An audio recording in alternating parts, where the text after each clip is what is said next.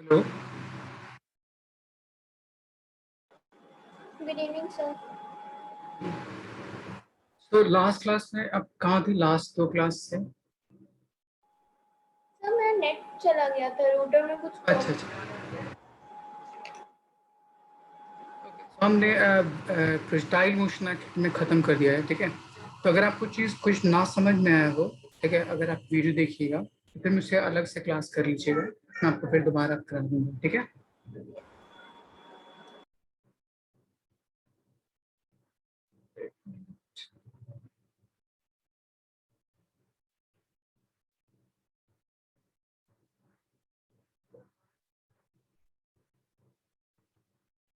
2 minute wait करते हैं, Aditi join कर रही है, फिर शुरू करते हैं।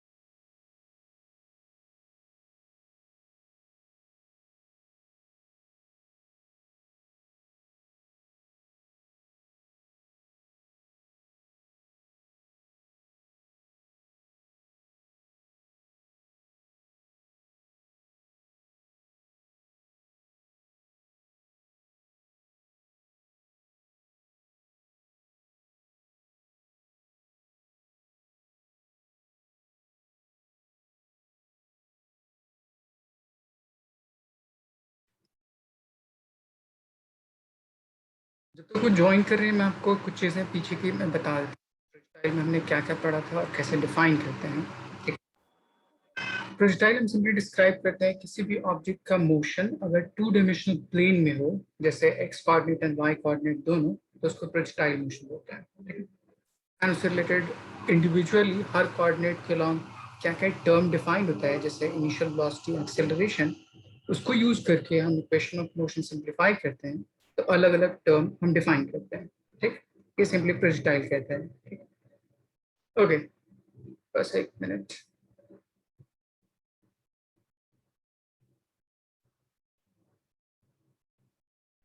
Hello Aditi. Yes sir. Okay, last class से रिलेटेड कोई डाउट? No sir. ओके, देखिए हमने लास्ट क्लास में क्या क्या चीज डिफाइन कर दिया था। अगर आपके पास कोई इस तरह से कोई एक पार्टिकल दे रखा हो यहाँ पे, एंड उसको प्रोजेक्ट करिए at some angle theta with horizontal, कुछ ऐसे सम इनिशियल वेलोसिटी u, तो इसके पास थीटा एंगल पे एक कंपोनेंट हॉरिजॉन्टल डायरेक्शन में, एक कंपोनेंट वर्टिकल डायरेक्शन में, तो इसको बोलते हैं हम लोग u sin थीटा एंड इसको बोलते हैं u cos थीटा। हर पॉइंट पे उसके ऊपर ग्रेविटी सिर्फ एक्ट करती होती है, हॉरिजॉन्टल डायरेक्शन में उसकी जो वेलोसिटी होती है that is u cos theta, वो कांस्टेंट होती है। तो इसको यूज करके हम दो डिफरेंट डायरेक्शन, एक एक्स एक्सिस और एक वाई एक्सिस, इंडिविजुअली हम डिफाइन करते थे। तो initial velocity along x axis is u cos theta, and चूंकि वेलोसिटी कांस्टेंट है इसलिए एक्सेलरेशन उस पर्टिकुलर डायरेक्शन में जीरो होती है। Similarly y axis along initial velocity is u sin theta and acceleration उस पर्टिकुलर डायरेक्शन में ग्रेविटी उसके अगेंस्ट, इसलिए माइनस जी। अब इन दो इक्वेशन को यूज करके हम फाइनल वेलोसिटी, डिस्प्लेसमेंट, टाइम, ये सारी चीजें हम डिफाइन करते हैं, ठीक है। तो हमने कुछ टर्म डिफाइन किए थे, मैं उनका मतलब बता देता हूँ। जैसे पार्टिकल जहां से स्टार्ट हुआ और ग्राउंड को जहां पर हिट करता है, इस टोटल डिस्टेंस को यहाँ से यहाँ तक रेंज बोलते हैं, ठीक। पार्टिकल इस बॉटम पॉइंट से हाईएस्ट पॉइंट तक जाता है तो इसको हम हाइट बोलते हैं, एंड इस पूरे पाथ को कवर करने में जितना टाइम लेता है उस टाइम को हम टाइम ऑफ फ्लाइट बोलते हैं। तो मेनली पूरा प्रोजेक्टाइल सिर्फ 3 टर्म से डिफाइन होता है, ठीक है। इसके लिए सर्टेन फॉर्मूले थे, ठीक।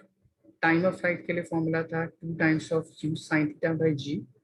ठीक, हाइट के लिए मेरे पास इक्वेशन थी u square sine square theta upon 2g, and range के लिए इक्वेशन था u square sine 2 theta divide by g।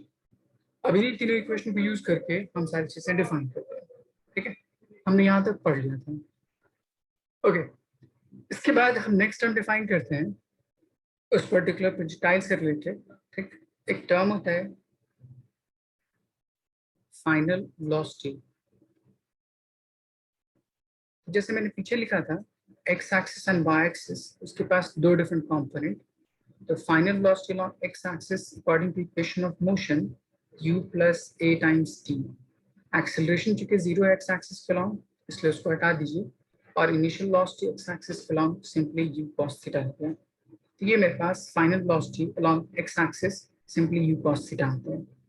Similarly अगर मैं वर्टिकल कंपोनेंट by कैलकुलेट करूं, so this would be equals to uy plus ay into t।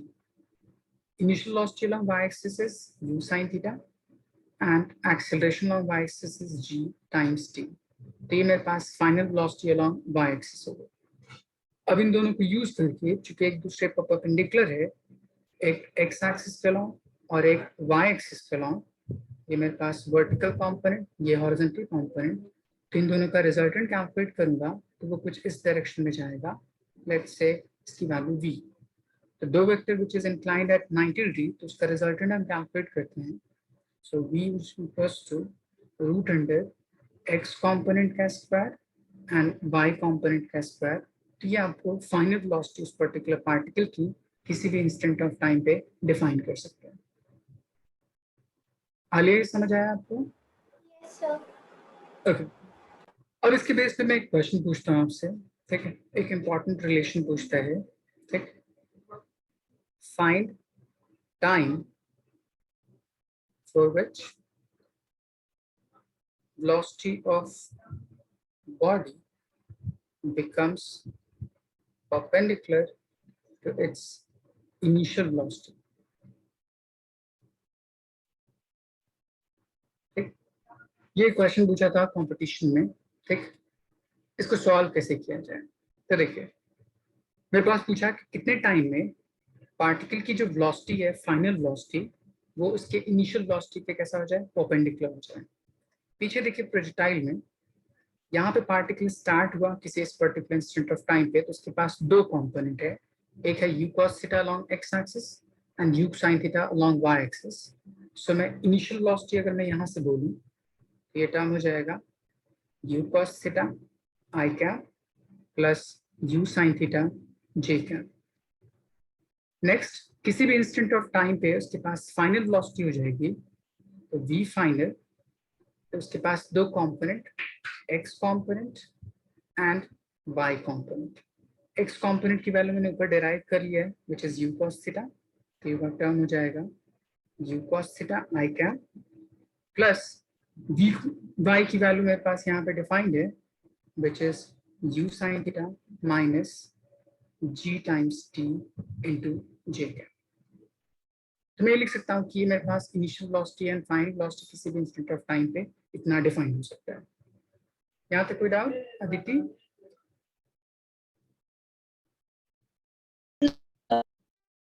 अब इसने कहा कि ये दोनों वेलोसिटी एक दूसरे के परपेंडिकुलर है। ठीक, हमने एक टर्म कहा था डॉट प्रोडक्ट में, ऑर्थोगोनैलिटी ऑफ टू वेक्टर, कुछ याद है? आलिया आपने शायद पढ़ा था डॉट प्रोडक्ट, क्रॉस प्रोडक्ट।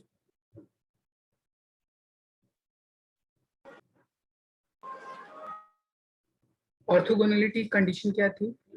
कोई भी दो वेक्टर एक दूसरे के ऊपर परपेंडिकुलर हो तो उसको हम ऑर्थोगोनल बोलते हैं। परपेंडिकुलर कंडीशन में उसका डॉट प्रोडक्ट कितना होता है, जीरो, क्योंकि cos 90 की वैल्यू कितनी होती है, जीरो। तो यहाँ पे भी दोनों वेक्टर एक दूसरे पे परपेंडिकुलर है, इट मींस दोनों वेक्टर का डॉट प्रोडक्ट निकालिए एंड उसको जीरो की इक्वल पुट कीजिए, आपको टाइम की वैल्यू आ जाएगी। आया समझ? सर आप बस लास्ट वाला जो अभी आगे कहा था रिपीट कर सकते हैं? देखिए, मैंने सिंपली डिफाइन किया दो velocity, initial velocity of the projectile and final velocity at any instant of projectile, इतना हुआ। अगर कोई दो वेक्टर एक दूसरे पे परपेंडिकुलर हो, मतलब एंगल कितना होगा 90 डिग्री, 90 डिग्री पे cos 90 की वैल्यू सॉल्व करते हैं तो 0 होती है। ठीक, तो इसका मतलब कि हमने वहां पढ़ा था वेक्टर प्रोडक्ट, वेक्टर प्रोडक्ट में डिफाइन किया था condition orthogonality of two vector या perpendicular condition for two vector. अगर दो वेक्टर एक दूसरे पे परपेंडिकुलर हो तो उसका डॉट प्रोडक्ट कितना होता है, 0 होता है। तो यहाँ पे इसने कहा है कि दोनों वेक्टर परपेंडिकुलर है, इसका मतलब first vector and second vector दोनों का डॉट प्रोडक्ट कैलकुलेट कीजिए, मतलब initial dot with final and इस डॉट प्रोडक्ट को 0 पे इक्वल पुट कर दीजिए, फिर टी की जो वैल्यू आएगी वो आपका डिफाइंड होगा। तो इस पर्टिकुलर टाइम पे initial velocity and final velocity एक दूसरे कैसा होगा, परपेंडिकुलर होगा। अब समझ में आया? ओके, सो इन दोनों वैल्यूज को पुट कर दीजिए इस फॉर्मूले में। आई थिंक डॉट प्रोडक्ट आपको याद होगा। ठीक, पुट कीजिए, सॉल्व करने की कोशिश कीजिए।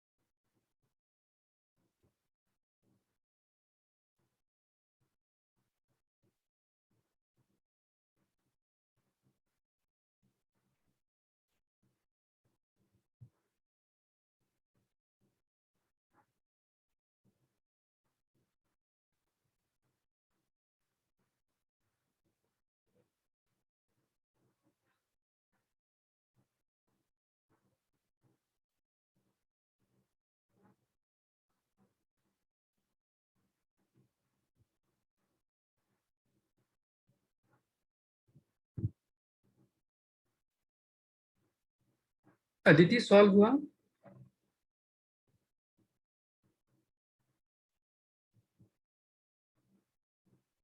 आलिया सॉल्व हुआ आपसे? सर टी की value u by g sine theta. Okay, शायद सही है। आलिया आपसे हुआ सॉल्व? सर आप बता दीजिए। दोनों का डॉट प्रोडक्ट कैलकुलेट कीजिए। डॉट प्रोडक्ट का मतलब होता था x component multiplied by x component and y component multiplied by y component.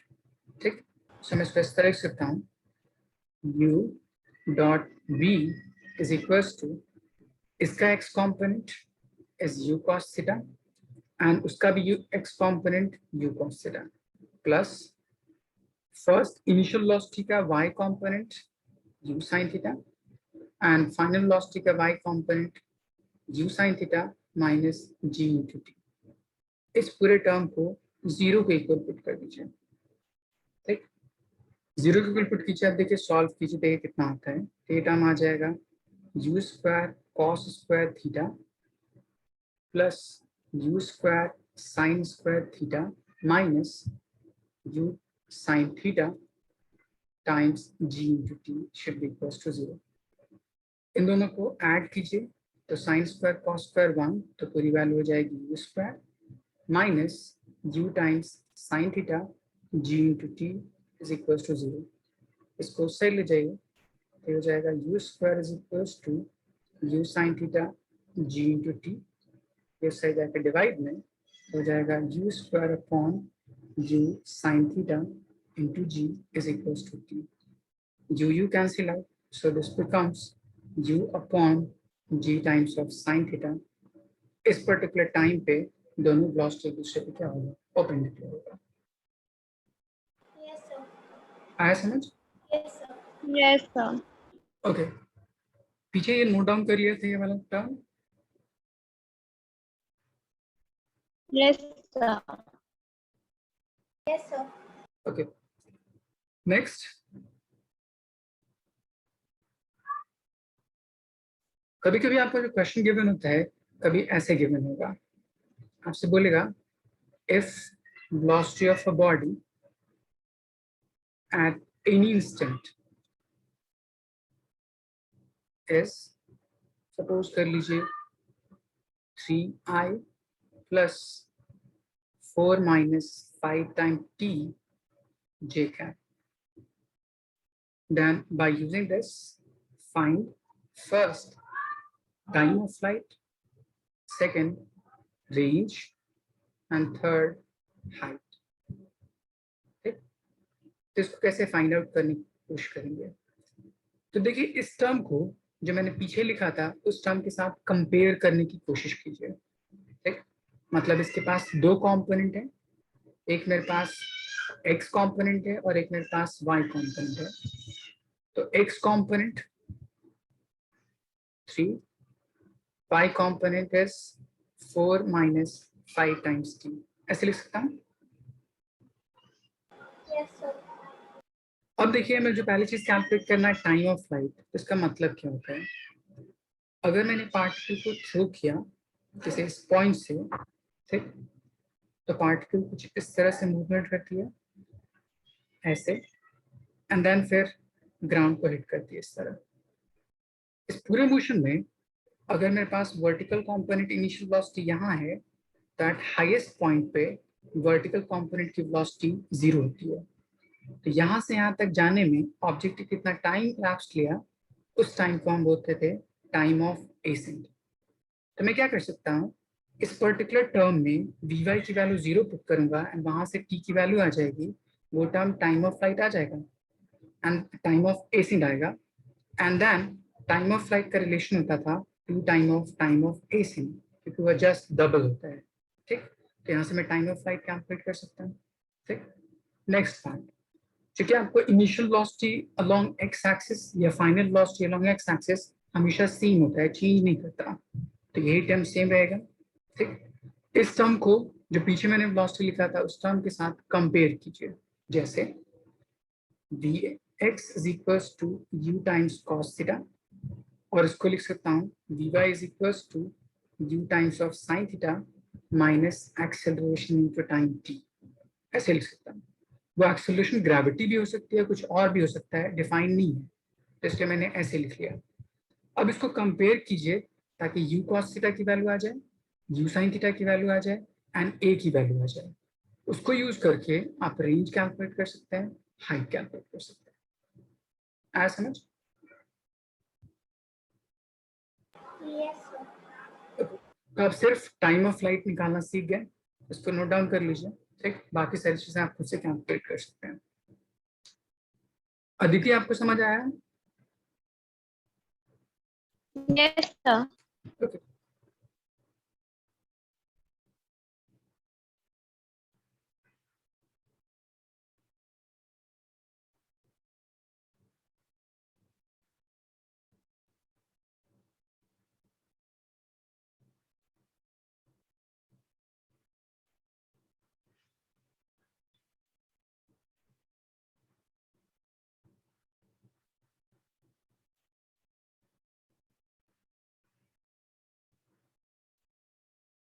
अगले टाइम ऑफ एशन कैलकुलेट हुआ? Sir, करिए बस एक minute. Okay,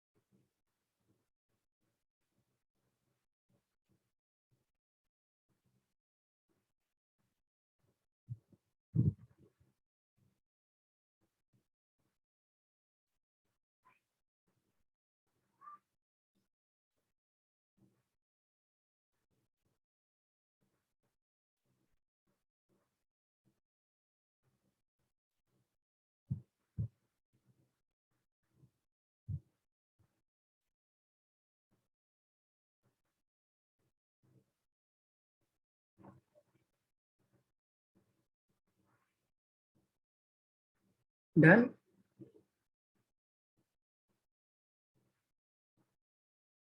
no sir, sir बता दीजिए। देखिए पहला मुझे टाइम ऑफ रेसिंग कैलकुलेट करने के लिए मैंने क्या कहा, वी बाई की जगह पे 0 पुट कर दीजिए। सो इक्वेशन को 0 के ऊपर पुट कर दीजिए, तो पूरी वैल्यू कितनी आ जाएगी, 4 minus 5t should be equals to 0. So t is equals to 4 by 5 or simply equals to 0.8 second. इस वैल्यू को आप इस इक्वेशन पुट कर दीजिए। So time of flight is equals to, इसका जस्ट डबल इज 1.6 सेकेंड। आया समझ? Okay sir. Okay, Aditi समझ आया ये? Yes sir. ओके, नेक्स्ट, यहां तक नोट डाउन कर लिया? Yes sir. इसके बाद नेक्स्ट हम एक टर्म डिफाइन करते हैं कि कितनी देर में उस पर्टिकुलर पार्टिकल का एंगल चेंज करके एक थीटा से किसी और एंगल बीटा में कन्वर्ट हो जाए। ये कैलकुलेट करना हो तो कैसे सॉल्व करते हैं, एक relation time in which angle changes from theta two beta. इसका क्या मतलब, जैसे मान लीजिए ये मेरे पास y एक्सिस, ये मेरे पास x एक्सिस, किसी पार्टिकल को मैंने थ्रो किया ताकि उसका मोशन कुछ ऐसा है। जिस पर्टिकुलर पॉइंट में थ्रो कर रहा हूं वहां पे उसकी इनिशियल वेलोसिटी u, तो यहाँ पे इसका एंगल ऑफ इंक्लिनेशन थीटा है। जैसे जैसे ऊपर जाएगा उसका एंगल चेंज करता जाता है, ठीक। तो किसी भी इंस्टेंट पे यहाँ पे इसका डायरेक्शन कुछ ऐसे हो जाएगा जो कि हॉरिजॉन्टल के साथ कुछ बीटा एंगल का इंक्लाइन होगा। तो पूछता है कि किसी इस पॉइंट से इस पॉइंट तक जाने के लिए टाइम कितना हो सकता है, ठीक, या उसकी हाइट कितनी हो सकती है, कैसे कैलकुलेट करेंगे। तो हमने जिस पीछे डिफाइन किया था प्रोजेक्टाइल, तो प्रोजेक्टाइल में हॉरिजॉन्टल कंपोनेंट की वेलोसिटी हमेशा सेम रहती है, याद रखिएगा। तो यहाँ पे इसके पास इनिशियल वेलोसिटी हॉरिजॉन्टल डायरेक्शन में u cos theta, vertical component की वेलोसिटी यहाँ पे u sin थीटा। तो अगर मैं यहाँ पे वेलोसिटी अज्यूम कर लूँ कि v हो गई, तो इसके बेस पे यहाँ पे x कंपोनेंट की velocity v cos beta and y component की velocity v times sin beta. तो एक तरीका ये हो सकता है कि v की वैल्यू निकालनी हो तो दोनों को आपस में इक्वेट कर दीजिए। तो v cos beta should be equals to u times cos theta, ठीक, क्योंकि हॉरिजॉन्टल कंपोनेंट की वेलोसिटी होल प्रोजेक्टाइल में चेंज नहीं करती। बट इसको सॉल्व करने से आपको अलग अलग वेरिएबल हो सकता है, या तो वेलोसिटी एंड एंगल गिवन हो तो उसके बेस पे आप सॉल्व कर सकते हैं। अगर आप टाइम गिवन हो तो उसके लिए एक दूसरा रिलेशन यूज कर सकते हैं। तो कैसे, अगर मैं यहाँ पे डिफाइन करूँ कि पार्टिकल यहाँ से यहाँ तक किसी टी टाइम में गया है, तो मैं लिख सकता हूँ v मतलब vy इज इक्वल्स टू ये term initial velocity minus g into T, और इसी टर्म को हम बोल सकते हैं v times of sign beta. Similarly अगर मैं x कंपोनेंट की वेलोसिटी बोलूं, ये टर्म मेरे पास होता u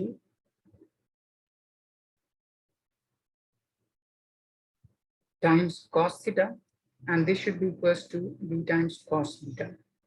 अब क्या कीजिए, दोनों को डिवाइड कर दीजिए, तो ये हो जाएगा v और v cancel out, sine upon cos tan, और इसको डिवाइड कर दीजिए तो पूरा टर्म आ जाएगा tan beta is equals to, अगर मैं इस टर्म को एक बार इससे डिवाइड करूं तो हो जाएगा tan theta minus g into T divide by u cos theta. इस इक्वेशन को सॉल्व करके आप t की वैल्यू निकालिएगा तो पूरा टर्म आ जाएगा ये उस साइड, तो ये आ जाएगा u cos theta divided by g bracket sin theta minus sin beta. तो ये डिफाइन करता है कि टाइम कितनी देर में एंगल थीटा से बीटा में कन्वर्ट हो जाए। ये समझ आया? Yes sir. आलिया आपको समझ आया? Yes sir. इसको नोट डाउन कर लीजिए।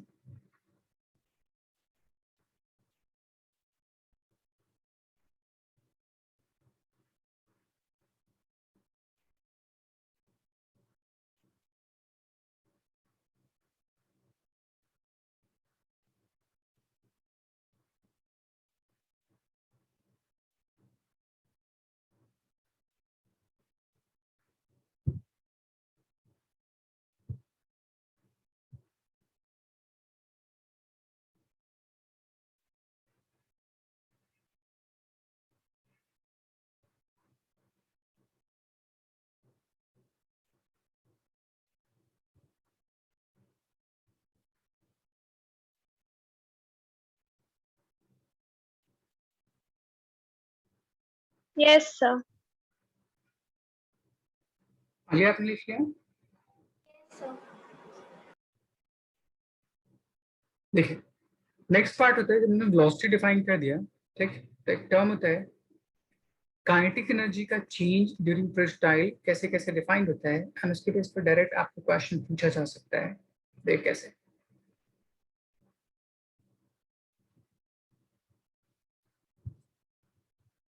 जैसे मैंने डिफाइन किया, यहाँ पे पार्टिकल थ्रो की गई है कुछ इस तरह से, यहाँ पे उसके पास वेलोसिटी u है, जैसे ही हाईएस्ट पॉइंट पे जाती है तो उसकी वेलोसिटी u cos थीटा जो हॉरिजॉन्टल डायरेक्शन में वो बच जाती है, क्योंकि वर्टिकल कंपोनेंट की वेलोसिटी जीरो हो जाती है।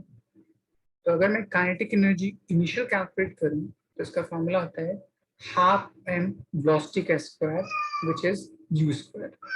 ये मेरे पास इनिशियल काइनेटिक एनर्जी बोल सकता हूँ। Kinetic energy final eight highest point अगर मैं सॉल्व करूं उसकी वैल्यू होती है half m velocity at that particular instant which is u cos theta उसका स्क्वायर। तो उसको मैं लिख सकता हूँ half m u square cos square theta. ये जो पूरी वैल्यू है इसको मैं काइनेटिक एनर्जी इनिशियल लिख सकता हूँ। सो ये टर्म आ जाएगा kinetic energy initial times cos square theta is equals to kinetic energy final. तो ये आपका एक रिलेशन आया kinetic energy for projection and highest point के लिए। इसके बेस पर डायरेक्ट आपको क्वेश्चन पूछता है, मैं आपको क्वेश्चन बताता हूँ। A particle is projected at theta so that its kinetic energy becomes half of its initial at highest point. Then find angle of projection. Simply जो मैंने रिलेशन यूज किया है उसको पुट कीजिए, थीटा की वैल्यू आ जाएगी। इसको नोट डाउन कीजिए, सॉल्व करने की कोशिश कीजिए।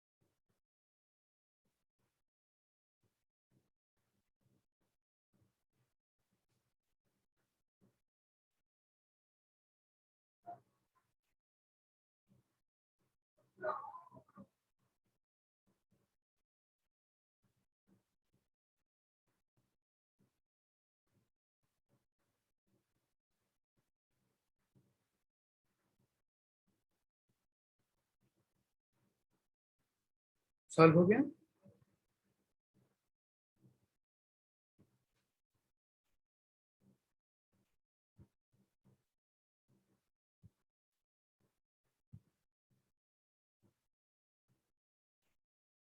सर ये k cos स्क्वायर थीटा आ रहा है। यहाँ पे मैंने क्वेश्चन में लिखा है कि kinetic energy becomes half of its initial, मतलब ये जो के फाइनल है वो के आई का हाफ हो गया। तो मैं इसको लिख सकता हूँ हाफ ऑफ के आई इज इक्वल्स टू के आई कॉस स्क्वायर थीटा।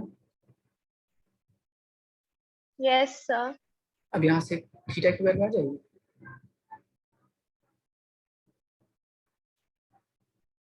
अली आपने यस सॉल्व किया? सर इसका 60 आ रहा है।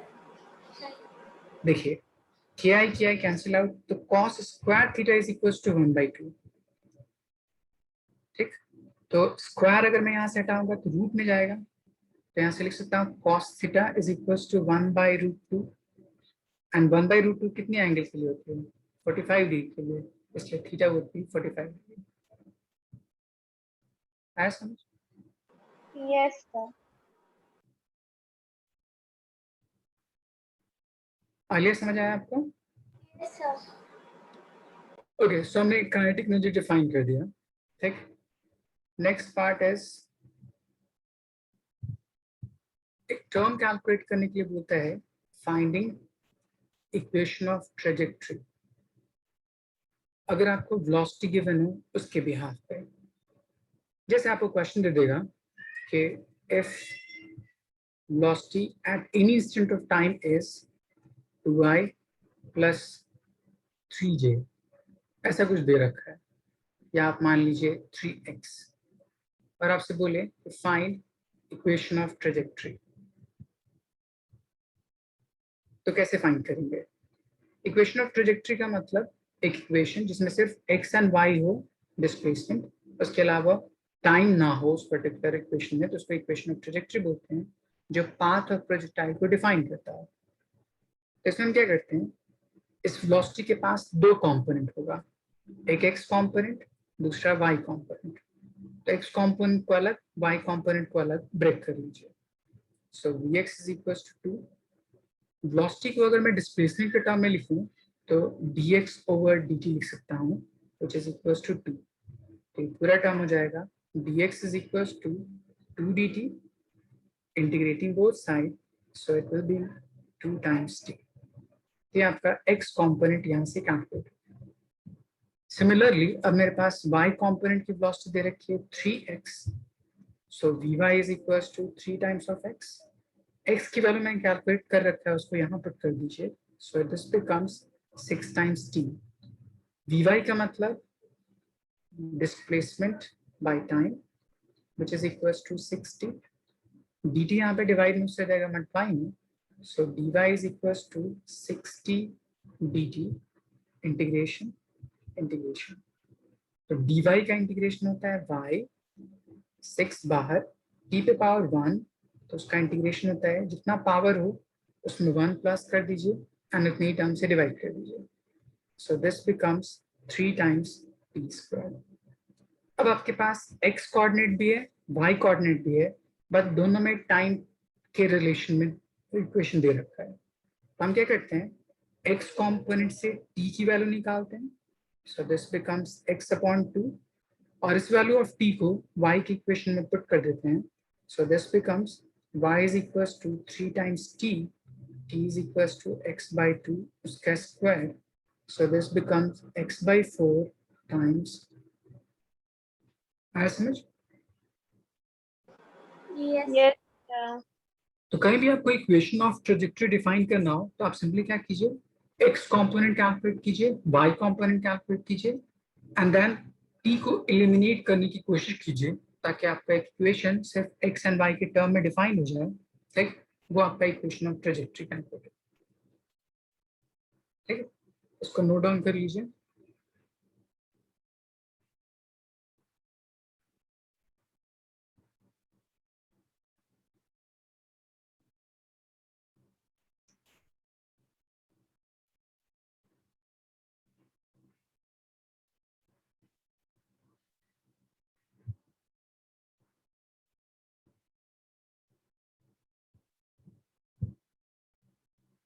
Yes, sir. Yes, sir. Okay, next term होता है एक क्वांटिटी कैलकुलेट करने के लिए, which is called radius of curvature. किसी भी इंस्टेंट पे कितना होगा और उसका क्या मतलब होता है, पहले मैं आपको वो बताता हूँ। हम एक टॉपिक पढ़ेंगे आगे इसी चैप्टर में, ठीक, सेंट्रीपिटल एक्सेलरेशन, ठीक। उसका मतलब होता है कि अगर कोई भी पार्टिकल यूनिफॉर्म सर्कुलर मोशन करता हो, ठीक, तो उसमें जो वेलोसिटी होती है टेंजेंशियली इस तरह से जाती होती है, ठीक, इस तरह से हर डायरेक्शन, हर आउटर पाथ में टेंजेंशियली वो वेलोसिटी कांस्टेंट होती है। तो चूंकि डायरेक्शन के चेंज कर रही है, यहाँ पे मैग्नीट्यूड में कोई फर्क नहीं है, डायरेक्शन के चेंज करने की वजह से एक एक्सेलरेशन होता है, उस एक्सेलरेशन को हम बोलते हैं सेंट्रीपिटल एक्सेलरेशन, एंड उसका direction centre of circular path के लॉन्ग होता है, इसका डायरेक्शन टुवर्ड्स सेंटर, तब उस एक्सेलरेशन को सेंट्रीपिटल एक्सेलरेशन बोलते हैं। तब इसके लिए फॉर्मूला आता है AC is equal to velocity का स्क्वायर बाय रेडियस। तो इसी रेडियस को अगर मैं कैलकुलेट करूं यूजिंग दिस रिलेशन, तो r is equals to velocity का स्क्वायर बाय एक्सेलरेशन, तब इस रेडियस को हम रेडियस ऑफ कर्वेचर बोलते हैं। तो इसके लिए कंडीशन ये है कि जो वेलोसिटी होनी चाहिए एंड एक्सेलरेशन होना चाहिए एक दूसरे के परपेंडिकुलर होना चाहिए उस पॉइंट पे जहां पे आपको radius of curvature find out करने के लिए बोल रहे हैं। तब आपसे क्वेश्चन पूछा गया कि प्रोजेक्टाइल में अलग अलग इंस्टेंट ऑफ टाइम पे आप रेडियस ऑफ कर्वेचर कैलकुलेट करके दिखाइए कितना होगा। देखिए मैं आपको कैलकुलेट करने की कोशिश करता हूँ। तो आपको मेनली सिर्फ 2 पॉइंट पे पूछता है, एक पॉइंट ऑफ प्रोजेक्शन पे और एक हाईएस्ट पॉइंट पे। तो मान लीजिए आपके पास प्रोजेक्टाइल पाथ कुछ ऐसा है, किसी भी पॉइंट पे रेडियस ऑफ कर्वेचर होने का मतलब वहां पे एक सर्कुलर पाथ ड्रॉ कर दीजिए। ठीक, तो मैंने क्या कर दिया, एक सर्कुलर पाथ ड्रॉ कर दिया जैसे इस पॉइंट पे। सिमिलरली एक सर्कुलर पाथ ड्रॉ कर दिया हाईएस्ट पॉइंट पे, एंड उस पर्टिकुलर पाथ के लिए उस पर्टिकुलर पॉइंट पे वेलोसिटी एंड एक्सेलरेशन दोनों को परपेंडिकुलर ले लीजिए, तब जो रेडियस होगा वो रेडियस ऑफ कर्वेचर को डिफाइन करेगा। ये कंसेप्ट समझ में आया रेडियस ऑफ कर्वेचर का मतलब? Yes sir. आलिया आपको समझ आया? Yes, sir. अब देखिए अगर मुझे पॉइंट ऑफ प्रोजेक्शन पे कैलकुलेट करना रेडियस ऑफ कर्वेचर, तो इसका क्या मतलब, इस पॉइंट पे वेलोसिटी जो होती है वो इस डायरेक्शन में which is tangential to this particular curve, but जो रेडियस होगा वो सेंटर कुछ इसकी तरफ कुछ यहाँ होगा। तो आपको एक एक्सेलरेशन इसकी तरफ होना चाहिए, ठीक, जो कि इस वेलोसिटी के परपेंडिकुलर होगा। तब हम क्या करते हैं, यहाँ पे ग्रेविटी लेते हैं। ग्रेविटी एक्ट कहाँ पे करती है, वर्टिकली डाउनवर्ड विच इज जी। ये वेलोसिटी है वो हॉरिजॉन्टल के साथ सम थीटा एंगल पे इंक्लाइंड है। ये थीटा एंड ये जो रेड लाइन है यानी ब्लू लाइन है दोनों एक दूसरे के परपेंडिकुलर, तो ये एंगल कितना हो जाएगा, 90 माइनस थीटा। तो उसके बेस पे मैं ये एंगल कितना बोल सकता हूँ, थीटा बोल सकता हूँ। Yes sir. अगर भी कोई वेक्टर थीटा एंगल पे इंक्लाइंड हो तो उसके लिए एक कंपोनेंट इस डायरेक्शन में कितना कहलाएगा,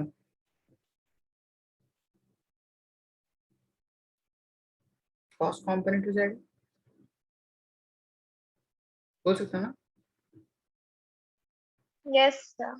अब देखिए वेलोसिटी एंड एक्सेलरेशन एक दूसरे के परपेंडिकुलर हो गया, so radius of curvature is equals to velocity का स्क्वायर उस particular instant of time divide by acceleration which is perpendicular to the velocity which is g times cos theta. तो ये मेरे पास radius of curvature at projection of projectile define करता है। आगे आपको समझ आया? Yes, sir.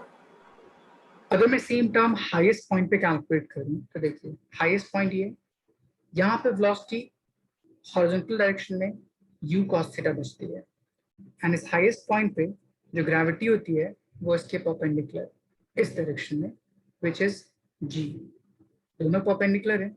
तो radius of curvature at this particular point becomes u cos theta square divided by acceleration perpendicular to it which is g. So this becomes u square cos square theta by g. ये समझ आ गया? Sir ये वाली चीज repeat कर सकते हैं ना? मुझे रेडियस ऑफ कर्वेचर किसी भी पॉइंट पे कैलकुलेट करना है तो उसका मतलब होगा कि उस पर्टिकुलर पॉइंट पे वेलोसिटी एंड एक्सेलरेशन परपेंडिकुलर होना चाहिए। हाईएस्ट पॉइंट पे सिर्फ हॉरिजॉन्टल कंपोनेंट की वेलोसिटी बच जाती है। हॉरिजॉन्टल कंपोनेंट की velocity during whole projectile u cos theta होती है, इसलिए हाईएस्ट पॉइंट पे velocity u cos theta. Acceleration point पे gravity which is in downward direction, दोनों एक दूसरे के परपेंडिकुलर दिख रहा है। इस वैल्यू को रेडियस ऑफ कर्वेचर के फॉर्मूले में पुट कर दीजिए, तो आपका रिलेशन हो जाएगा। आसान, यस सर। इसको नोट डाउन कर लीजिए।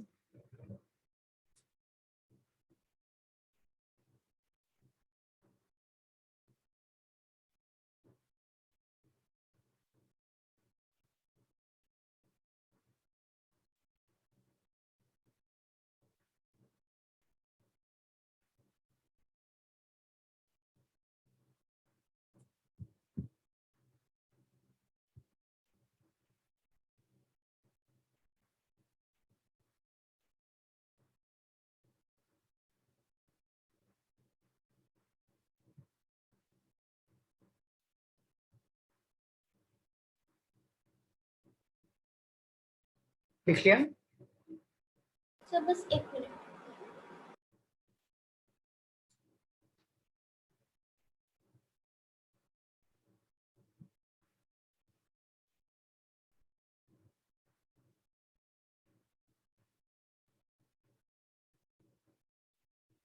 Yes sir. अदिति आपने लिख लिया?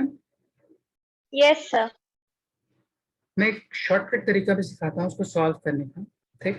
तो इसके लिए एक फॉर्मूला याद रखिए, r is equals to u square cos square theta divide by g times cos q times alpha, where alpha is the angle at that particular instant.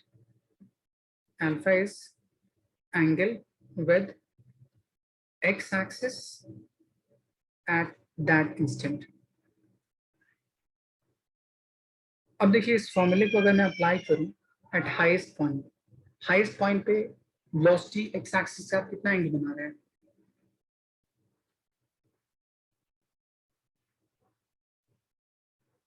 Hello,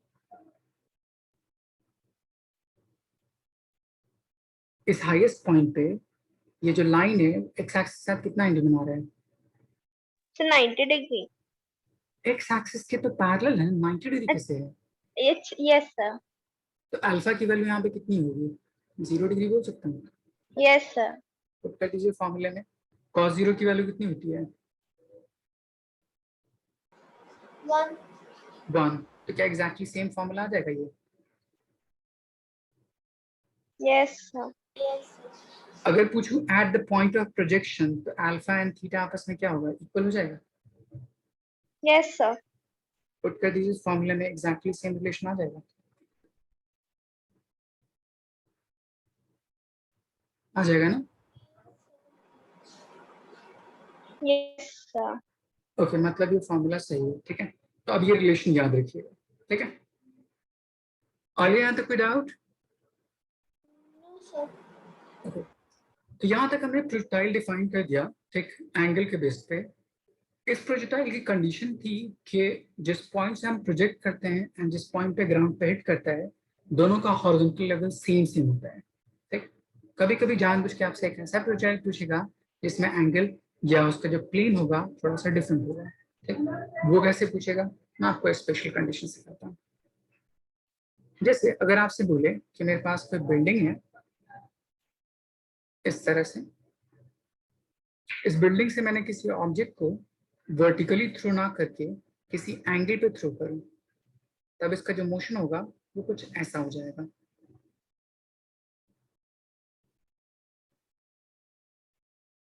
ऐसा हो जाएगा। ये सही बनाया मैंने?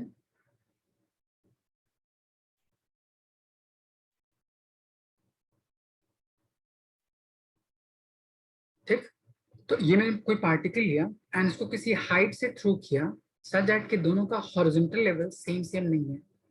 तो पीछे जितने भी हमने फॉर्मूले पढ़े थे वो सारी चीजें एप्लीकेबल तब थी जब उसका horizontal level, point of projection and following the ground, वो दोनों सेम हो, तब के लिए एप्लीकेबल होता है।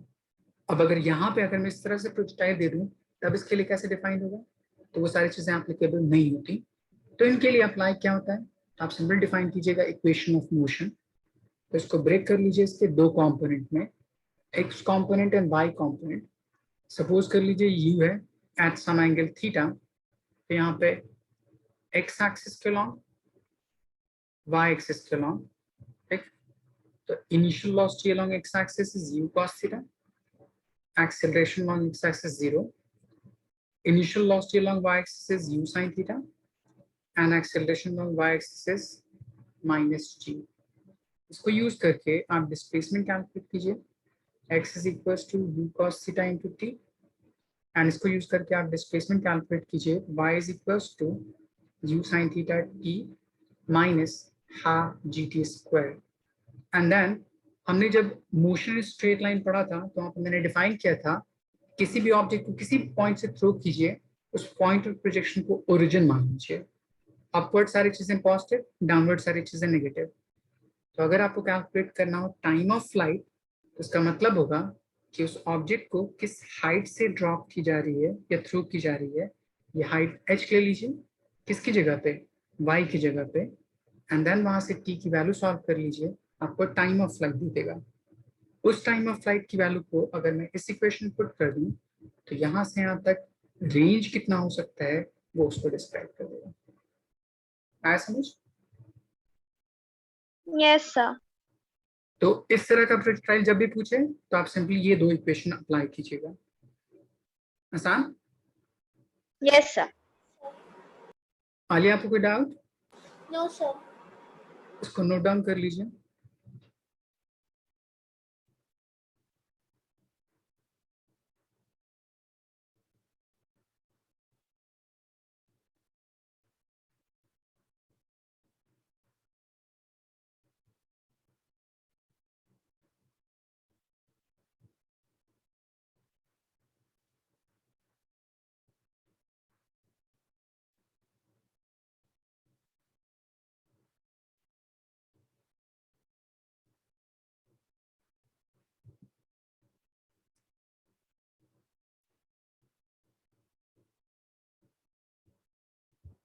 इसको लिखने के बाद इस क्वेश्चन को सॉल्व करने की कोशिश कीजिए, देखिए आंसर कितना होता है।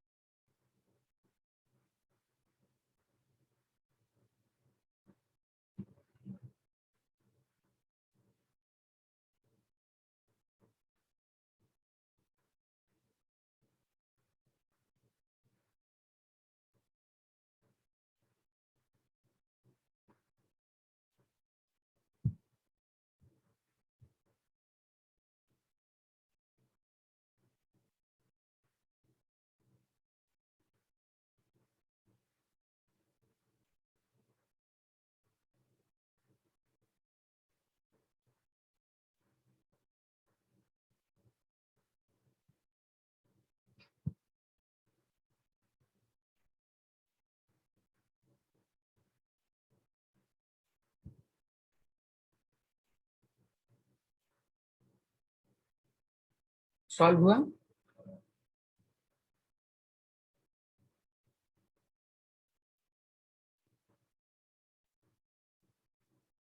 एक मिनट, ये एंगल 30 लिखिए, नहीं तो थोड़ी सी गड़बड़ वैल्यूज आएंगी।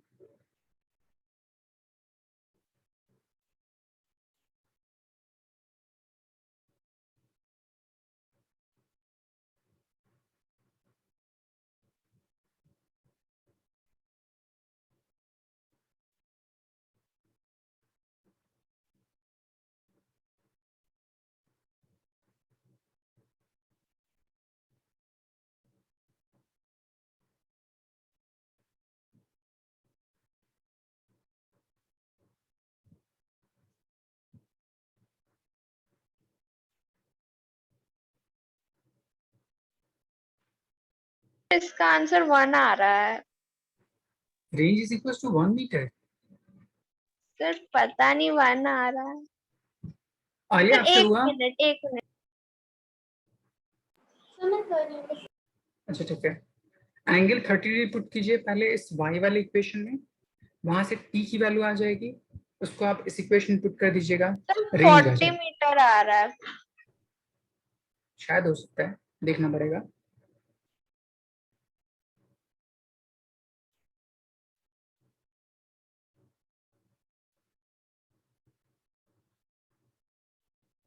आपके पास सिंपल इक्वेशन था y is equal to u times of sin theta into t minus half g t square, y की value -25, u is 40, sin 30 is 1/2 into t minus half 10 t square, ये हो जाएगा 5, ये हो जाएगा 20, 5 से डिवाइड कर दीजिए तो -5 is equals to 4t minus t square, so t square minus 4t minus 5 is equals to 0, so t minus 5 and t plus 1 is equals to 0, so t is equals to 5 seconds। यहाँ तक आया सही? Yes sir. Alia, आपसे solve हुआ था यहाँ तक? Yes, sir. Now range, which is equals to x is equals to u times of cos theta into t. U, which is 40, cos 30 is root 3 by 2, and time is 5 seconds. So 2 20s are 25s are, so 100 root 3. Root 3 की मैं value put कर दूं, which is 1.73, तो हो जाएगा 173 metre. आपका 40 metre कैसे आया था? तो गलत हो गया था बीच में. अच्छा अच्छा. अले को समझ आया है? Yes, sir. ओके, इसको नोट डाउन कर लीजिए.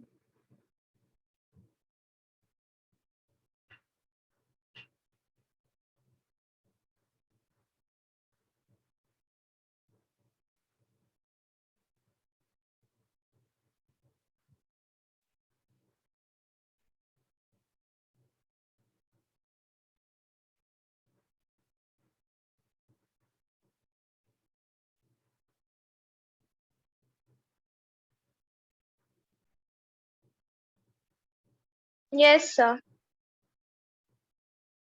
अले आपने लिख लिया? Just 1 minute, sir.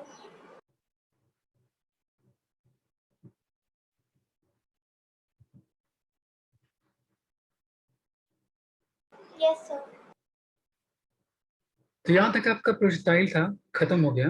ठीक है. प्रोजेक्टाइल में हम जितने भी यूज कर रहे थे एक्सेलरेशन, वो ग्रेविटी के इन्फ्लुएंस में यूज कर रहे थे. ठीक है. बट कभी कभी जो मोशन होता है टू डायमेंशन प्लेन में, वो ग्रेविटी के अलावा भी हो सकता है. ठीक. उसको कैसे डिफाइन किया जाए, तो उसके लिए हम एक नेक्स्ट टॉपिक पढ़ते हैं, which is motion in plane. Actually में इस चैप्टर का नाम ही मोशन इन प्लेन था, बट वो उसको अलग अलग तरह से हम डिफाइन कर सकते हैं. मोशन प्लेन का मतलब कोई भी टू डायमेंशनल मोशन. ठीक है. अभी कैसे कैसे हो सकता है, तो आप बोलिएगा motion in of a body using two coordinate, चाहे वो एक्स वाई हो सकता है, एक्स जेड हो सकता है, वाई जेड हो सकता है. ठीक. अब इसको सॉल्व हम दो तरह से करते हैं. या तो मोशन यूनिफॉर्मली एक्सेलरेटेड हो सकता है, या तो मोशन नॉन यूनिफॉर्मली एक्सेलरेटेड हो सकता है. जिस तरह हमने मोशन स्ट्रेट लाइन में डिफाइन किया था, सेम उसी तरह. अगर वो यूनिफॉर्मली एक्सेलरेटेड मोशन हो सकता है, तो उसमें एक्सेलरेशन एक कांस्टेंट वैल्यू होगी. ठीक. तो उसको सॉल्व करने के लिए हम simple equation of motion use करते हैं. ठीक. अगर वो नॉन यूनिफॉर्मली एक्सेलरेटेड मोशन है, जहाँ पे एक्सेलरेशन वेरिएबल होगा, time dependent, position time dependent function होगा, तब उसको यूज करने के लिए कैलकुलस यूज करते हैं. अब देखिए, हमने मोशन स्ट्रेट लाइन पढ़ा था, मोशन प्लेन, दोनों में फर्क क्या होता है. ठीक. चूंकि दो डायमेंशनल डिफरेंट एक्सिस, तो एक एक्स एक्सिस और वाई एक्सिस, दोनों कोऑर्डिनेट को यूज करके पार्टिकल क्या करता होगा, मूवमेंट करता होगा. तब उसके लिए जब इक्वेशन ऑफ मोशन यूज करते हैं, तो उसमें रिलेशन यूज करते हैं इनिशियल वेलोसिटी, उसके पास दो कंपोनेंट होंगे, x component and y component. उसी तरह फाइनल वेलोसिटी, उसके पास भी दो कंपोनेंट होंगे, x component, y component. Displacement, उसके पास भी दो कंपोनेंट होगा, x component and y component. And acceleration, उसके पास भी दो कंपोनेंट होगा, एक्स एंड वाई. अगर आपसे पूछे स्पीड क्या होगी, तो स्पीड का मतलब होता है magnitude of that particular velocity.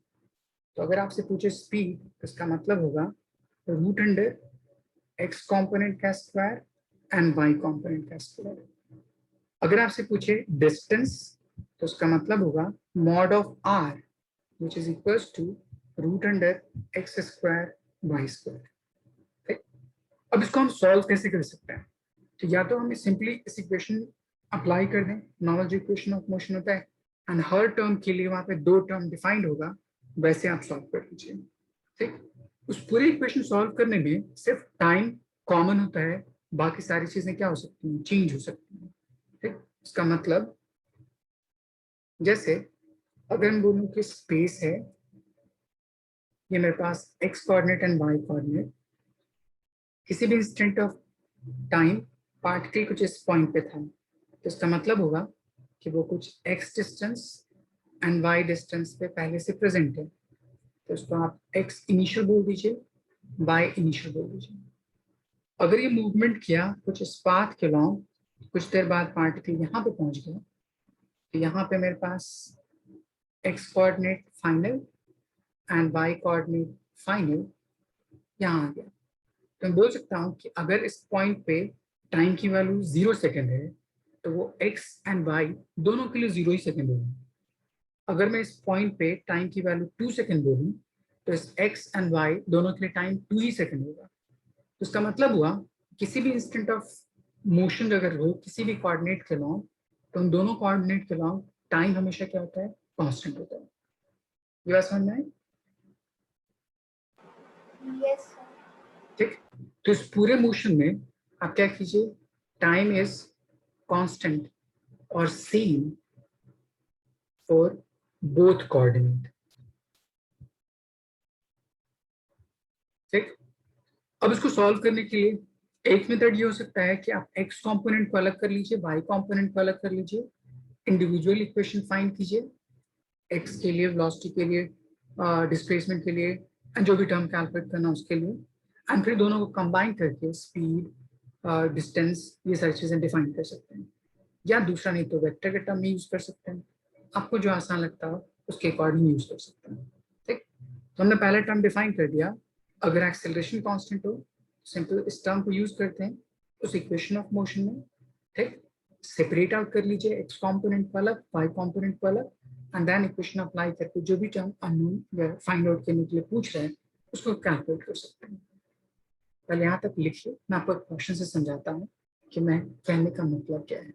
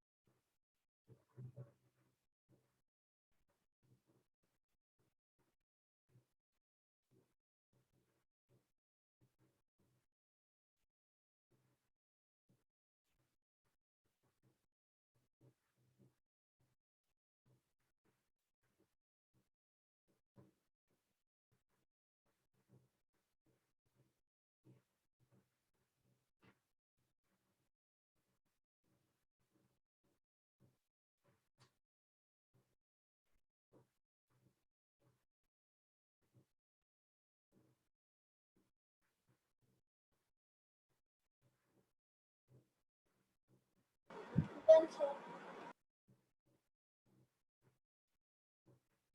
आगे लिख लिया आप अदिति? Yes, sir. ओके, मैं आपको एक क्वेश्चन बताता हूँ।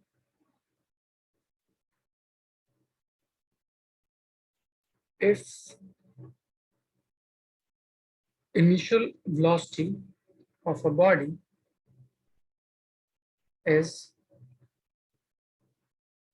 5I and is accelerated by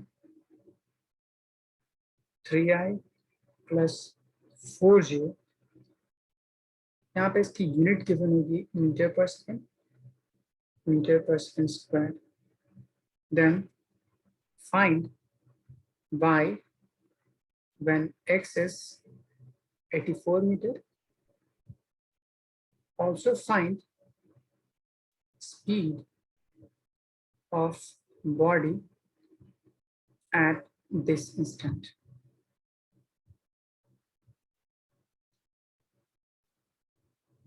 मैं आपको सॉल्व करना सिखाता हूँ कि इसका क्या मतलब है। उसने कहा कि बॉडी है, उसकी इनिशियल वेलोसिटी 5I है, तो आप इसको सिंपल इस तरह लिखिए, initial velocity is equals to 5I, y component उसके पास नहीं है तो इसको 0J लिख दीजिए। ठीक, accelerated by a is equals to दे रखा है 3I plus 4J। ठीक, एंड देन x कोऑर्डिनेट 84 है तो y कोऑर्डिनेट कितना होगा ये कैलकुलेट करना है। तो आप सिंपल क्या कीजिए, x कोऑर्डिनेट को अलग लीजिए एंड y कोऑर्डिनेट को अलग अलग ब्रेक कर लीजिए। x कोऑर्डिनेट आपको पता है तो using second equation of motion में टाइम की वैल्यू कैलकुलेट कर सकता हूँ। जैसे आपका इक्वेशन था second, s is equals to ut plus half at square लिख सकता हूँ। तो x कोऑर्डिनेट के लिए यूज कर रहा हूँ तो उसको लिखूंगा x x एंड x। यहाँ तो कोई doubt? No, sir. No sir. अब आपको इसकी वैल्यू दे रखी है विच इज 84, इनिशियल वेलोसिटी आपको दे रखी है x एक्सिस पे along 5 and acceleration along x axis दे रखा है 3। तो इसको यूज करके मैं t की वैल्यू कैलकुलेट कर सकता हूँ एंड सेम टर्म को यूज करके sy is equals to uyt plus half ay into t square. Initial velocity along y axis 0 है, टाइम दोनों कोऑर्डिनेट के अलॉन्ग सेम होता है तो जितना टाइम यहाँ पे आया होगा उतना ही टाइम यहाँ पुट कर दीजिए तो sy की वैल्यू आ जाएगी। पहला पार्ट होगा। सेकेंड पार्ट पूछा है स्पीड कैलकुलेट कीजिए। स्पीड का मतलब होता है वेलोसिटी अलोंग एक्स एक्सिस निकालिए, वेलोसिटी अलोंग वाई एक्सिस निकालिए एंड दोनों को स्क्वायर करके अंडर रूट सम कर लीजिए तो वो स्पीड बता देगा जो मैंने यहाँ पे डिराइव किया था। आया समझ? Yes, sir. Yes so sir. Solve करने की कोशिश कीजिए, देखिए आपका टी कितना आता है, वाई कितना आता है।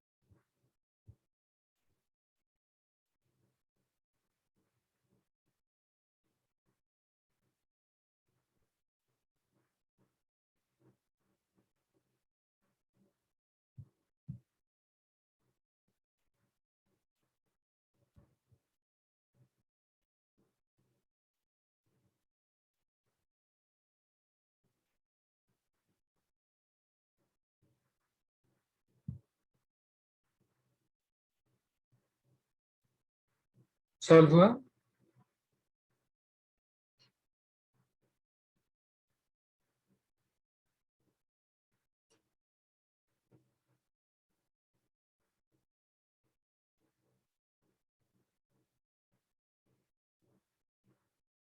आया कोई प्रॉब्लम सॉल्व करने में? पूछिए। Sir, एक मिनट मैं ट्राई कर रही हूँ। ठीक है।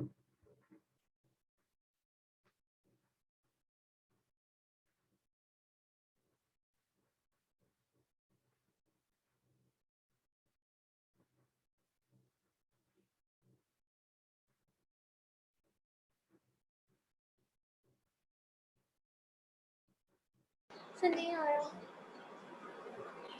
अदिति आपसे हुआ?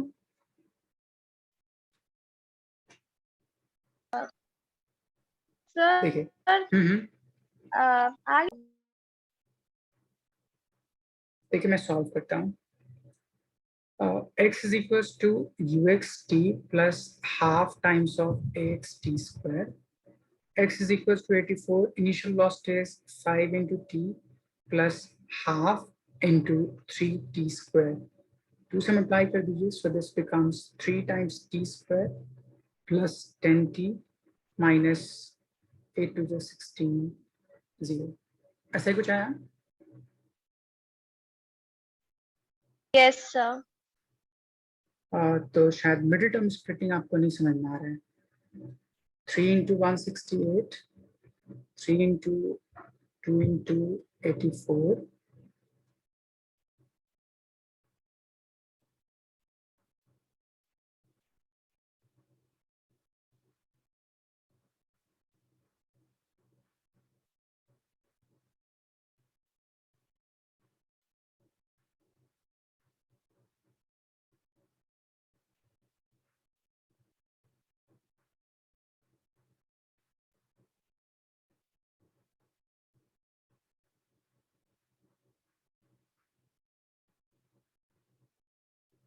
ऐसा ही कुछ होगा ना. ओके.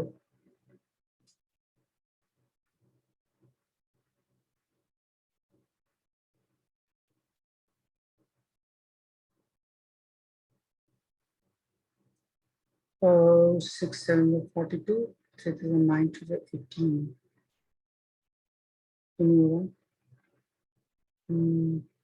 इसको सॉल्व कीजिएगा, आपको टी की वैल्यू आ जाएगी 5 सेकेंड्स. ठीक. ये ब्रेक होगा आई थिंक 28 और 18 में. ठीक है, इसको देखिएगा तो.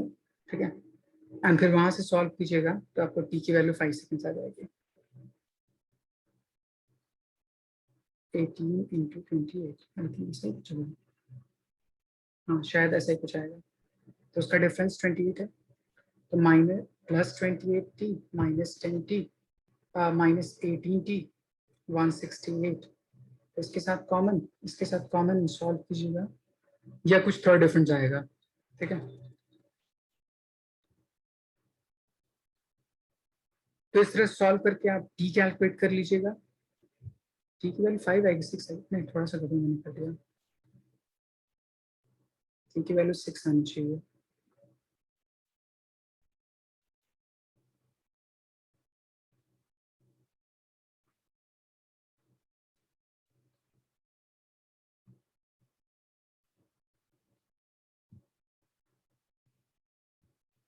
वैल्यू ज्यादा क्यों आ रही है?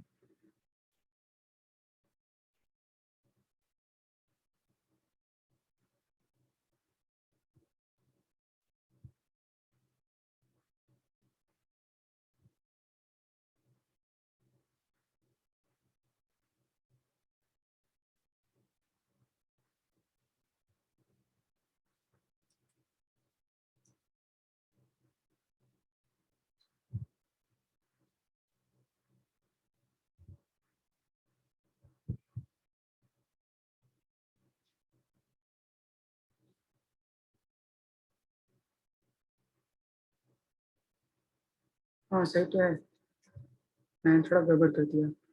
6 into 7, 12 को मैं लिख सकता हूँ 4 into 3, 7 4 से 28 एंड 6 3 से 18 हो गया. ठीक है, तो ये टर्म हो जाएगा 3t square minus 18t plus 28t minus 168 is equal to 0. तो इसमें से ये कॉमन, इसमें से ये कॉमन, 3t कॉमन कर लीजिए, t माइनस 6, एंड इसमें से अगर मैं 28 कॉमन कर लूँ तो t minus 6 is equal to 0, तो t is equal to 6 second. आ समझ? Yes, sir. Yes, sir. Okay, अब इसकी वैल्यू पुट कर दीजिए उस y वाले कॉम्पोनेंट में. ठीक है, तो y is equal to u times of sine theta ui t plus half times a y t square. ui की वैल्यू 0 थी, हाफ ए वाई की वैल्यू आपको गिवन है वहां पे कितना है 4 इंटू टी की वैल्यू 6 उसका स्क्वायर 36 टू जा 72 मीटर. आप आगे कैलकुलेट कीजिए v x and v y and दोनों के स्क्वायर करके रूट अंडर कर लीजिए ताकि स्पीड कैलकुलेट हो जाए. कोशिश कीजिएगा कितना आता है आंसर.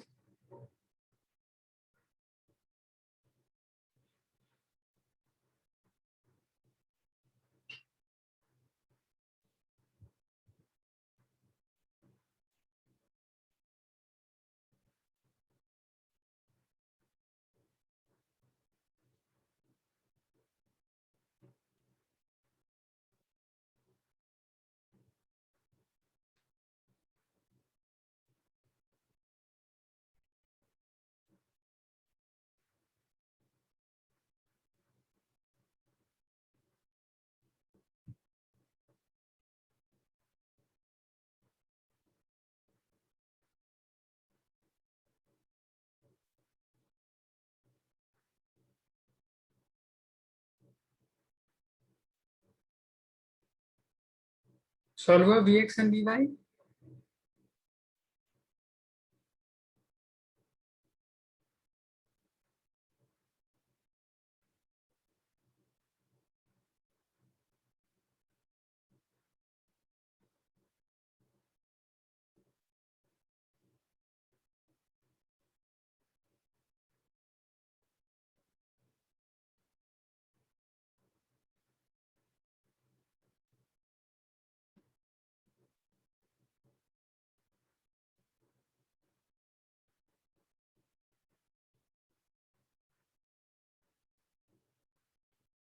अदिति आगे सॉल्व हुआ।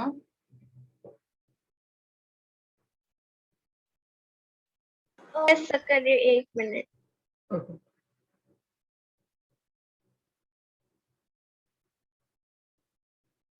सो जी। Vx हमारा ये 84 है ना? नहीं, तो x कंपोनेंट है, vx is simply ux plus ax into T.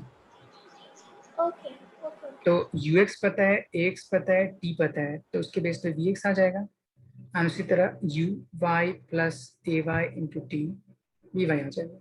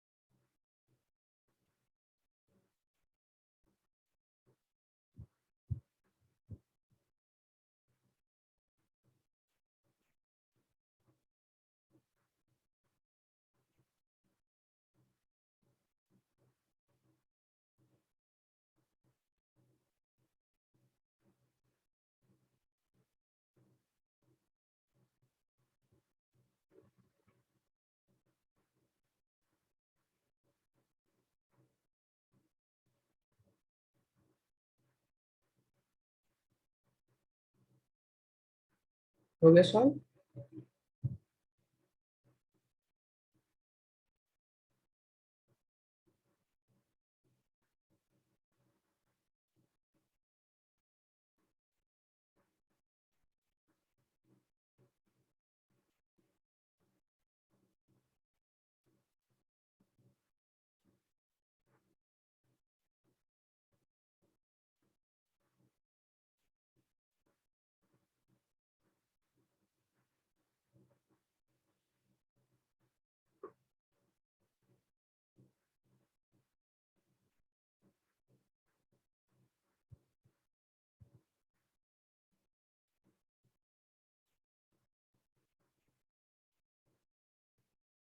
Answer में 33 आ रहा है। सर बता जी सर आंसर देखिए, जैसे मैं vx कैलकुलेट करूं तो ux विच इज, आपको ux कितना दे रखा था 5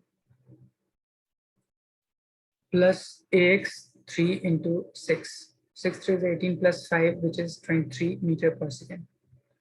dy की वैल्यू सॉल्व करता है तो uy plus acceleration 4 into time 6 which is 24 metre per second. तो अगर स्पीड कैलकुलेट करना होता तो v would be equals to root under x component का स्क्वायर and y component का square, so it would be 23 का स्क्वायर plus 24 का square under root. इसकी वैल्यू अप्रॉक्स 23 पॉइंट समथिंग आएगी। इसकी वैल्यू आ जाएगी 529, इसकी वैल्यू आ जाएगी 576। दोनों को ऐड कीजिएगा और उसका स्क्वायर रूट कैलकुलेट कीजिएगा, ठीक है। मेरा 33.2 समथिंग। तो इसको ऐड करने के बाद हो जाएगा 9 plus 6 15, 7 plus 2 9 plus 1 10, 5 5 5 10 plus 1 11 under root, ठीक। इसकी जो वैल्यू होती है मतलब वो स्क्वायर रूट कैलकुलेट कीजिएगा कितना होता है, ठीक है। ये सही आंसर आ गया था। ओके ठीक है, तो ये डिफाइन कर दिया। अदिति यहाँ तक आ गया था आपका। सर अंडर रूट निकालने में प्रॉब्लम हो रही थी। उसके नियरेस्ट चेक कर लीजिए, ठीक कितना आता है।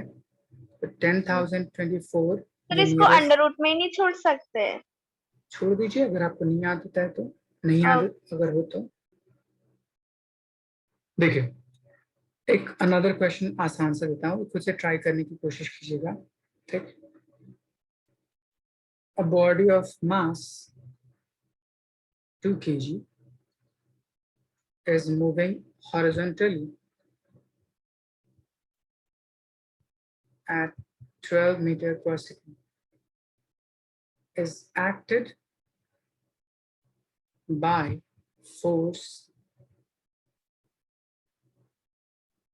of 8 Newton along a vertical direction. Find speed of body in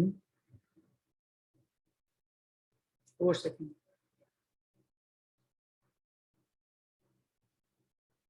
अच्छे से सॉल्व करने की कोशिश कीजिएगा।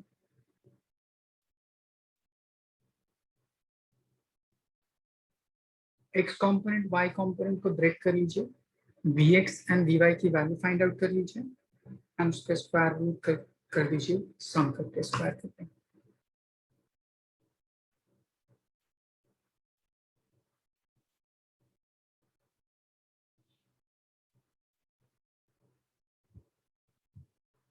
आलिया को क्वेश्चन समझ आ गया?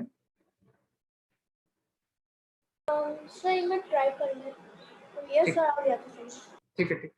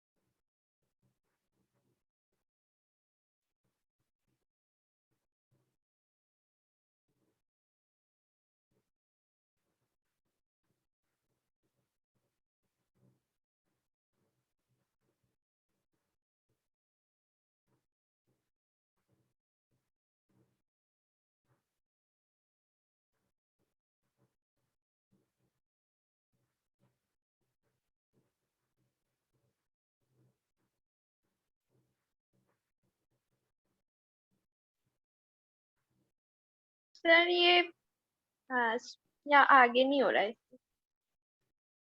आलिया, आपने कुछ किया है इसमें सॉल्व? मैं निकाल ली थी, फिर आगे का नहीं आ रहा। देखिए, मैं 2 एक्सिस चला हूँ, एक x axis and y axis. Initial velocity along x axis दे रखा है 12 meter per second. Initial velocity along y axis कुछ भी नहीं दे रखा, तो 0। आपको फोर्स दे रखा है, मास दे रखा है, सो मैं F is equals to ma use कर सकता हूँ। Yes sir. So acceleration is equals to force by mass. Force कितना था 8, मास कितना था 2, तो कितना हो जाएगा? आई थिंक यस अब सर। चूंकि यहाँ पे एक्सेलरेशन 0 है, ठीक, यहाँ पे आपका एक्सेलरेशन आ गया, सो अब vx फाइंड कीजिए, vy फाइंड कीजिए। आया समझ आ लिया? Yes sir. अब सॉल्व हो जाएगा। देखिए कितना होता है।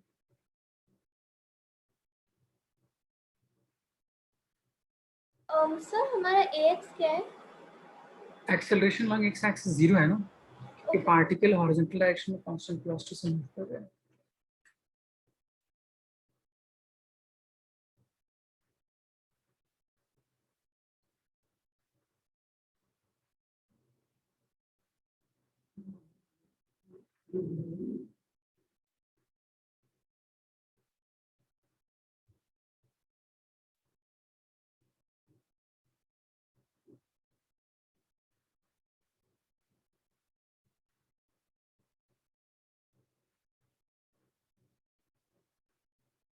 सर इस पे टाइम नहीं है।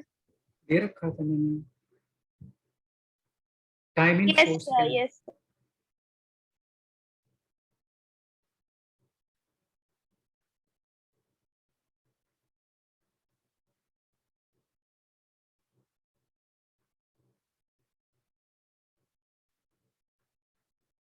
सर Vx है 12 और Vy 16। सो स्पीड कितना आ जाएगा? v is equals to root under vx का स्क्वायर vy का square. So 12 square 144, 16 square 256 root under which is equals to 420 metre per second.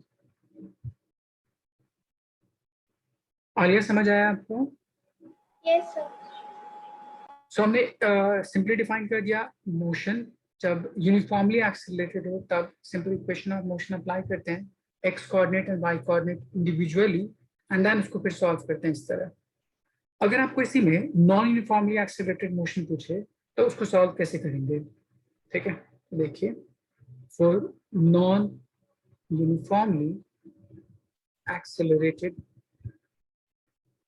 Motion तो उसके लिए क्या होगा, हर term position dependent time dependent function given होगा। तो जिस तरह हम वहां पे कैलकुलेट करते हैं मोशन स्ट्रेट लाइन में, सेम उसी तरह यहाँ पे, बट यहाँ पे होता है position time dependent function. So velocity calculate करनी हो तो आप सिंपल क्या कीजिए, इस पर्टिकुलर टर्म को डिफरेंशिएट कर दीजिए। So differentiation of position with respect to time and then again acceleration calculate करना हो तो उसके लिए dv ओवर dt अगर वो टाइम डिपेंडेंट फंक्शन होता या v times dv over dr अगर वो पोजीशन डिपेंडेंट फंक्शन होता है। ठीक, तो इस तरह से हम क्या कर सकते हैं, उस particular non uniformly accelerated motion क्या कर सकते हैं, फाइंड आउट कर सकते हैं। ठीक, अब देखिए हम इक्वेशन ऑफ मोशन अगर इसके बेस पे दे रखा हो, ठीक, मतलब ये position dependent time dependent term दे रखा हो, वेलोसिटी या एक्सेलरेशन, तो उसके बेस पे जैसे मैं आपका क्वेश्चन बताता हूँ, आपको जब पोजीशन गिवन होगा तो कोऑर्डिनेट के लॉन्ग जैसे 2 times T I cap plus T square J cap plus 4 के कैप, कुछ ऐसा रिलेशन दे रखा होगा इन स्पेस एंड देन इसको यूज करके velocity acceleration at different instant of time find करने के लिए बोल सकते हैं। सपोज कर लीजिए मैं t is equal to 2 second पे फाइंड आउट करूंगा तो आप इसको डिफरेंशिएट कर दीजिए, पोजीशन तो 2t 2 बाहर, t का differentiation 1 along x axis plus t square तो इसका डिफरेंशिएशन 2t along y तो j cap and 4 being constant तो इसका डिफरेंशिएशन 0। तो ये मेरे पास टर्म क्या डिफाइन कर सकता है, वेलोसिटी उस पर्टिकुलर पार्टिकल के लिए। अब टाइम की वैल्यू पुट कर दीजिए इस इक्वेशन में तो पूरी वैल्यू हो जाएगी 2y प्लस 4j। अगर मुझे इसी में स्पीड कैलकुलेट करने के लिए बोलता तो मॉड कैलकुलेट कर लेते which is root under x component उसका स्क्वायर y कंपोनेंट उसका स्क्वायर एंड सम। आया समझ? Yes sir. सेम उसी तरह अगर आपको एक्सेलरेशन फाइंड आउट करने के लिए बोलता है तो a सिंपली डिफरेंशिएट कर दीजिए dy by dt dv by dt, 2 being constant उसका डिफरेंशिएशन 0, 2t उसका डिफरेंशिएशन 2j एंड यहाँ पे 0 के है ही तो नाम 4। अब आपसे क्वेश्चन ये भी पूछ सकता है कि वो पार्टिकल किस डायरेक्शन में एक्सेलरेट कर रहा है, ये कैलकुलेट कीजिए। तो देखिए x कंपोनेंट का एक्सेलरेशन 0, z कंपोनेंट का एक्सीलरेशन 0, सिर्फ y एक्सिस के अलोंग एक्सीलरेशन नॉन जीरो है, तो मैं बोल सकता हूँ कि object is accelerating constantly along y axis. आया समझ? Yes sir. तो इस तरह सिंपली हम क्या करते हैं, टाइम डिपेंडेंट या पोजीशन डिपेंडेंट फंक्शन गिवन हो तो यूजिंग कैलकुलस मेथड आप चीजों को फाइंड आउट कर सकते हैं। इसको नोट डाउन कीजिए, मैं आपको नीट का एक क्वेश्चन बताता हूँ आसान सा।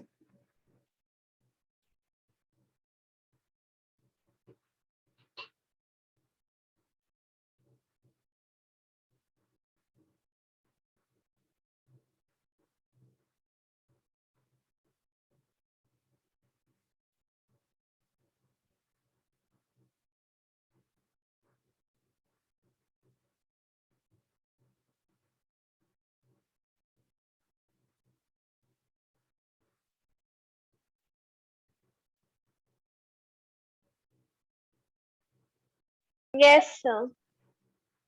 आलिया आपने लिख लिया? Yes, sir. एक क्वेश्चन पूछा नीट ने, उसने कहा कि if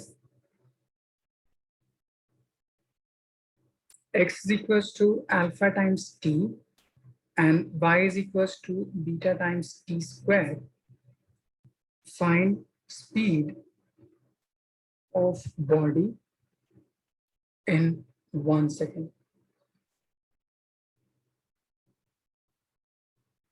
एक बार कोशिश कीजिएगा सॉल्व करने की।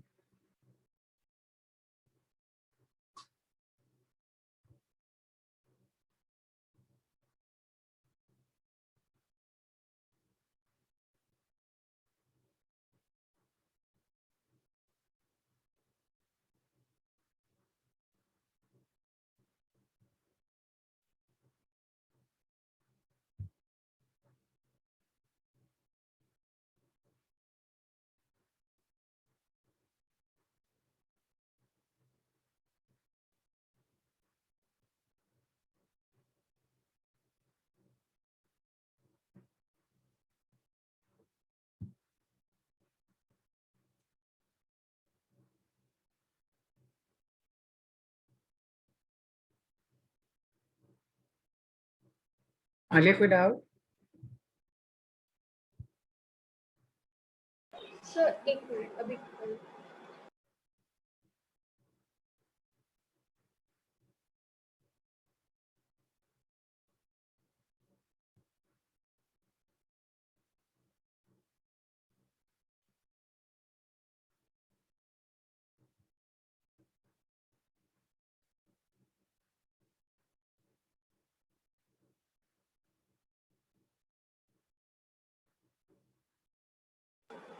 नो सर नहीं समझ आया। आपको x कंपोनेंट दे रखा है तो आप यहाँ से vx कैलकुलेट कर सकती हैं। Sir vx is dx dt of alpha 2 कितना होगा? तो dx ओवर dt में कैलकुलेट करूंगा तो alpha being constant and t का डिफरेंशिएशन कितना हो जाएगा 1। ठीक, ये समझ आया? Yes sir. उसी तरह y दे रखा है तो मैं dy dt कैलकुलेट कर सकता हूँ, तो ये टर्म क्या बता देगा? dy बता देगा। तो ये पूरा टर्म हो जाएगा 2 times of beta into T. T की वैल्यू कितनी पुट करनी है? 1 सेकेंड, तो ये पूरा टर्म हो जाएगा 2 times of beta. So velocity means speed of the particle at t is equals to 1 second is equals to vx k square and vy k square. So vx is alpha and vy is 2 times of beta, which is 4 beta square root under. ठीक, क्या बता देगा? Speed of the particle at t is equals to 1 second. समझ आया? Yes sir. ठीक है, yes sir. तो या तो आपको पोजीशन डिपेंडेंट फंक्शन आर के टर्म में गिवन हो सकता है, या तो डायरेक्टली आपको एक्स एंड वाई गिवन हो सकता है, तो उससे v x and v y निकाल लीजिए एंड बाकी सारी चीज सॉल्व कर लीजिए। आसान? Yes sir. ओके, तो हमारा ये पूरा पोर्शन खत्म हो गया।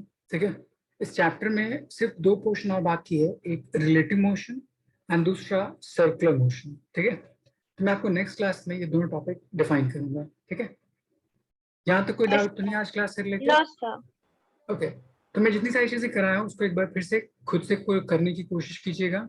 ठीक, फिर कोई डाउट हो तो मुझसे पूछ लीजिएगा। तो क्या लिया? Thank you sir.